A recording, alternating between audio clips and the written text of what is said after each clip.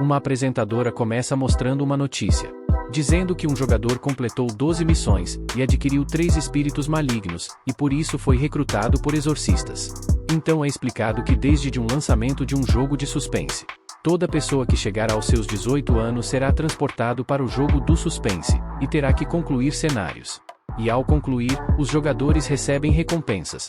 Mas os que perdem, enfrentam um doloroso destino. Em um ônibus de transporte com vários estudantes, nosso prota está lendo um livro, enquanto escuta a apresentadora falar mais dos exorcistas.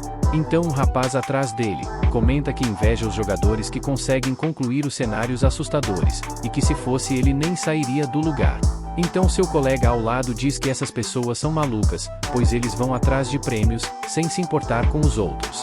Então uma garota atrás deles diz que eles já estão perto de entrar no jogo, e isso a deixa com medo. Então o rapaz fala para não ter medo, porque no ano anterior um novato fez 3 missões, e até saiu com um prêmio, e até os ricaços quiseram comprar seu item, e ele o vende por 1 bilhão. E já que era assim eles só precisam se esforçar para vencer, e então estariam bem depois. Mas então a garota rebate, falando que dos 50 alunos que entraram, apenas 20 voltaram.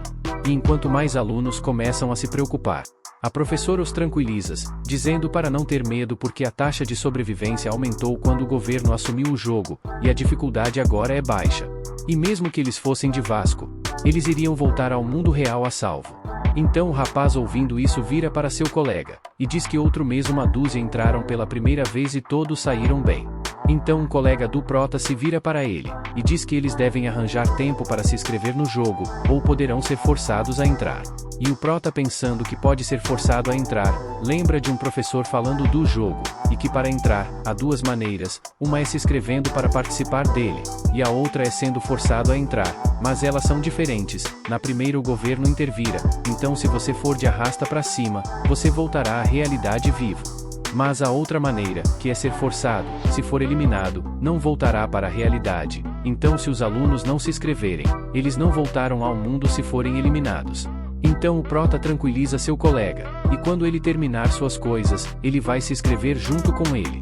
Então seu colega diz se ele está se referindo aos seus pais, então o prota concorda, e é-nos dito que no ano anterior, os pais do prota desapareceram misteriosamente, e ele acha que eles foram forçados a entrar no jogo, mas a polícia não achou provas que isso seja verdade. E então para descobrir o paradeiro deles, ele decidiu investigar por si mesmo. Mas se não fosse sua irmã, ele teria saído da escola para investigar mais a fundo. Enquanto o prota está imerso nos seus pensamentos, seu colega demonstra preocupação por ele. De repente, o motorista faz zigue-zague com o ônibus. Preocupada, a professora pergunta ao senhor qual o problema, e ele diz que só sentiu uma dor no peito. De repente o senhor começa a tossir sangue, e seu peso todo cai no volante, fazendo todos ali irem para um lado. Então o ônibus sem controle, quebra a cerca da estrada e cai no mar, assim afundando. Horas mais tarde, a polícia está no local, junto com um guindaste para tirar o ônibus. Então um policial chega para seu capitão, e diz que procuraram em todo lugar, mas o ônibus estava vazio, e que eles só acharam os corpos da professora, e o motorista, e os 45 alunos que estavam dentro do ônibus, todos eles sumiram. Logo depois do acidente, nosso prota acorda e se vê num lugar estranho, junto de todos os seus colegas. Logo em seguida, todos seus colegas começam a acordar também, e a se perguntar onde eles estavam.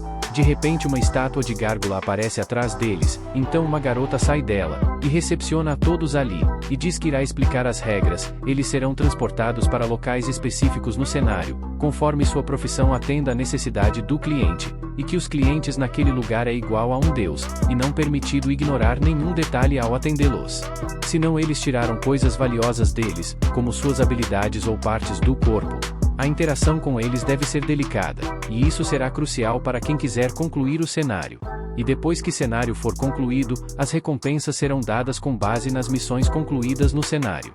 Então ela os dá boa sorte, e depois explode. Então o prota percebe que entrou no jogo antes que pudesse se inscrever. Quando ia pensar mais sobre isso, uma luz aparece no chão, e todos começam a levitar. Então todos são transportados, e nosso prota vai parar em um armazém escuro e fedido. Então de repente, a garota de antes aparece atrás dele, e o avisa que em 15 minutos o restaurante abrirá e ele deve colocar seu uniforme antes disso.